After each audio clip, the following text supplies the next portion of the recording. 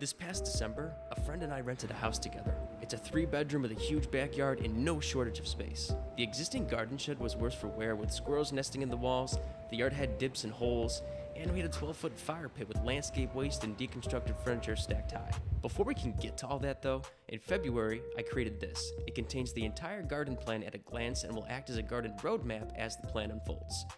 Over here, I've outlined a backyard blueprint and added 4 raised beds to it. One for garlic, onions, and carrots, one for fruits and peppers, one for pumpkins and squash, and a 4th potato bed. And a greenhouse.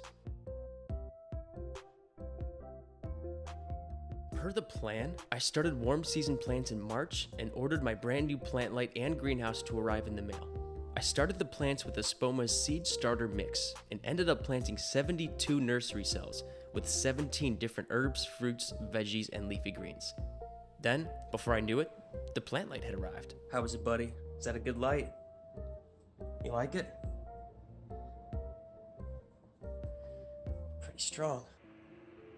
Then, I established a temporary germination room within our downstairs bathroom, the only room with a consistently warm temperature having no windows. I was careful to keep it around 80 to 85 degrees Fahrenheit and saw relatively quick germination times. Roughly 2 weeks past sowing, I moved the nursery to my bedroom where it would remain until the end of May. I had built a PVC structure for the plant light and suspended it from chains and S-hooks from Home Depot. The purpose of the fan is to wind train the seedlings to develop resistance to outdoor weather conditions. Now these potatoes. Let me explain what's going on here. Both sweet potatoes and regular potatoes cannot be grown from seeds as they don't produce any. They can only be grown by half-submerging potatoes in either dirt or water until they take root and begin producing foliage. The foliage is called slips. So as the potato grows these slips, you can remove them from the potato as cuttings and root them in water until they are ready to be properly planted. I started seeing slips after about 2 weeks, but only ever from the sweet potatoes. Meanwhile, the cucumbers were the first to outgrow their nursery cells, so I transplanted each into a 4-inch cup until they could be put outside, which can't be done until nighttime low temps stay above 55. Then it was time to decommission the potato tank, which ultimately became the source of a minor fungal gnat infestation in my bedroom corner. But look at those roots. You can see just how well the plant light and humidity provided by the covered fish tank helped these guys flourish. Then it was time for phase 2 of sweet potato growing, the cuttings. So I removed the lower 2/3 of leaves from each cutting, spread organic honey, which is a natural rooting hormone, around the base of the stem to encourage root growth. Then I placed all of them in our large north-facing window in natural spring water, where they stayed for 2 to 3 weeks in bright indirect light. So, as you can see, we're running out of space here. After transplanting all nursery cells to 4-inch cups, we're experiencing some crowding, and that will only intensify as the 18 sweet potato slips eventually move here too. Luckily, May was right around the corner for the days to warm up a bit. We were able to get the work done on the outdoor tasks, beginning with burning that trash pile on our bonfire pit. Over the next couple of months, John would take the time to add as much of the resulting ash into our trash each week to reduce the heat left behind. Work that continued into June for him. So thank you, John. Immediately following the fire pit purge, we assembled the greenhouse.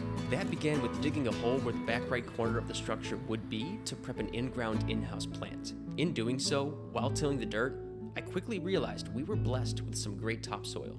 It lacked significant clay presences, which means it is well draining and suitable to work with.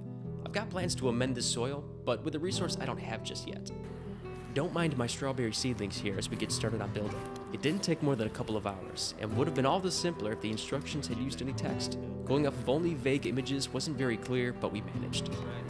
It's a hoop house style, and when we finished, we'll stand 7 feet wide, 10 feet deep, and around 6.5 feet tall. The structure itself is made of 1-inch galvanized steel, and our final step here is to fit it with the netted plastic sheet. This sheet has a zip-up front door and 6 windows to open up to a screen for airflow and general cooling on hot days. Alright, it's time to start tying it up. Oh.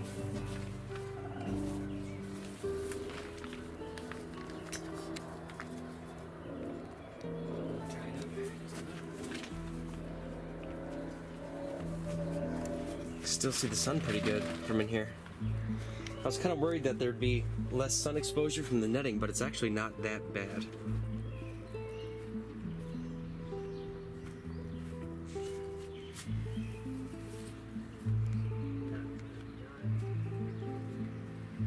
Here, along the back wall, I'll be be putting at least one plant directly into the dirt, and I'll be pulling up all this grass and weed eventually to lay down a couple inches of wood chips as the greenhouse floor.